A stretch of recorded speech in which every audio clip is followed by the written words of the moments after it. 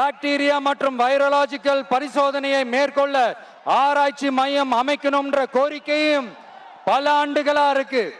ஆனா அதை இதுவரைக்கும் ஆண்ட கட்சிகளும் சரி, இப்ப ஆளும் கட்சிகளும் சரி, அதை பத்தி கொஞ்சம் கூட யோசிக்கவே இல்லை. அப்புறம் திமுக எம்எல்ஏவுக்கு சொந்தமான ஒரு மருத்துவ கல்லூரியில் நடைபெற்ற கிட்னி திருட்டு,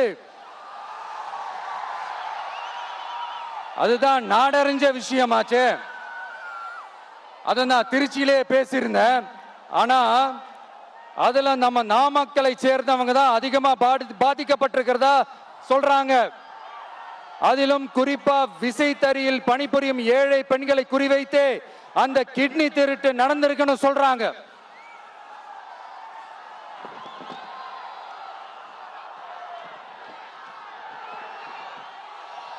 இதுல ஈடுபட்டவங்களை யாரா இருந்தாலும் நம்ம ஆட்சி அமைஞ்சதும் கடுமையாக தண்டிக்கப்படுவார்கள். இந்த கிட்னி திருட்டுக்கு ஆரம்பம் எங்க இருக்குன்னு பாத்தீங்கன்னா கந்துவட்டி கொடுமையில இருக்கு. அதாவது விசைத்தறி தொழிலாளர்களோட வாழ்க்கை தரத்தையும் பொருளாதாரத்தையும் இந்த ஏமாற்று மாடல் திமுக அரசு மேம்படுத்தாத காரணத்தால அவங்க கிட்னி விற்கிற அளவுக்கு தள்ளப்பட்டிருக்கிறாங்க.